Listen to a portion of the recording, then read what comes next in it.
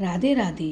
अब तक हमने कार्तिक मास महात्म्य में 11वें अध्याय तक की कथा सुनी और उसमें जाना कि नारद जी दैत्यराज जलंधर के राज्य को उनका वैभव देखने के लिए वहाँ जाते हैं और उनकी राजधानी में पहुँचते हैं। नारद से सुनकर असुर पार्वती का रूप, शिव से लेने को चला असुरों का ये रूप। नारद जी बोले, वहाँ पर दानवेंद्र राजा के यहाँ जलंधर के यहाँ पहुँचने पर राजा दानवेंद्र ने विधिपूर्वक मेरा पूजन करके हंसकर कहा, हे ब्राह्मण, आप कहाँ से आए हैं? कहीं कोई अच्छी वस्तु देखी है जिसके लिए आप आए हो? आज्ञा करिए, मैं आपको वह वस्तु दे दूँगा। नारद जी बोले, हे दैत्येंद्र, मैं एक समय कैलाश पर्वत पर जाकर माँ पार्वती के साथ बैठे हुए शिव जी को देखा। 10,000 योजन चौड़ा वह कैलाश पर्वत है। वहाँ अनेकों कल्प वृक्ष और कामधेनु हैं और चिंतामणियों से वहाँ भूमि प्रकाशित है। उसे देखकर मुझे आश्चर्य हुआ कि तीनों लोकों में इनके समान रिद्धि कहीं है ही नहीं। हे दैत्येंद्र, जब तुम्हारी रिद्धि की मुझे याद आई तो उसको देखने के लिए मैं यहाँ आया हूँ। तुम्हारी रिद्धि को देखकर ऐसा लगता है कि त्रिलोकी में तुम्हारे समान भाग्यशाली कोई नहीं है। फिर भी स्त्री रत्न के बिना तुम्हारी उस सिद्धि को देखकर विचार करता हूँ कि महादेव जी के समान सुखी कोई त्रिलोकी में नहीं है। अप्सरा, नागकन्याएं आदि यद्यपि आपके यहाँ हैं तो भी पार्वती से सुंदर नहीं है, जिसकी सुंदरता रूपी समुद्र में डूबकर ब्रह्मा तक ने अपने आपके ब्रह्मचर्य को छोड़ दिया।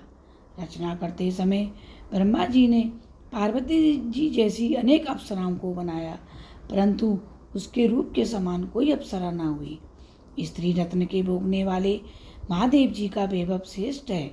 ऐसे कह के जब मैं वहाँ से चल दिया तब वह दैत्यराज उसके रूप को सुन कामदेव से पीड़ित हो गया। तब भगवान की माया से मोहित होकर सिंह के पुत्र राहु को उसने महादेव जी के पास भेजा।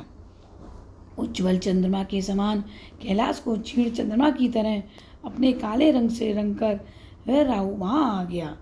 नंदी से निवेदन करने के बाद वह राहु महादेव जी के पास पहुँचा और बोला, हे वृषध्वज, त्रिलोकी के स्वामी रत्नेश्वर जलंधर की आज्ञा सुनो। शमशान निवासी हाड़ों की माला पहनने वाले हे दिगंबर, तुमको हिमालय की बेटी ऐसी सुंदर स्त्री किस कारण से मिली है? मैं रत्नों का स्वामी हूँ। वह स्त्रियों में रत्न मेरे ही योग्य है, तुम जैसे भिखारी के योग्य नहीं है। नारद जी बोले, राहु के ऐसे कहते ही महादेव जी की प्रकृति से भयंकर जैसा एक पुरुष पैदा हो गया। सिंह के समान जिसका मुख है, लहलहाती जीभ है, नेत्रों में ज्वाला है, ऊपर को केस है, सूखा शरीर है, ऐसे में वह दूसरा नरसिंह लगता था। जब वह राहु को पकड़ के खाने लगा तब शिवजी ने इसका निषेध किया कि वह मारने योग्य नहीं है, यह दूत है और पराधीन है, इसे छोड़ दो। यह वचन सुनकर राहु को आकाश में छोड़ दिया और फिर महादेव जी की उस पुरुष ने प्रार्थना करी। पुरुष बोला, मुझको बहुत भूख लगी है, हे देव, मैं क्या खाऊं?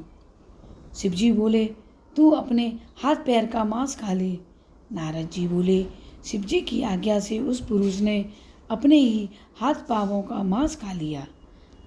अब उसका केवल सिर ही बाकी रह गया।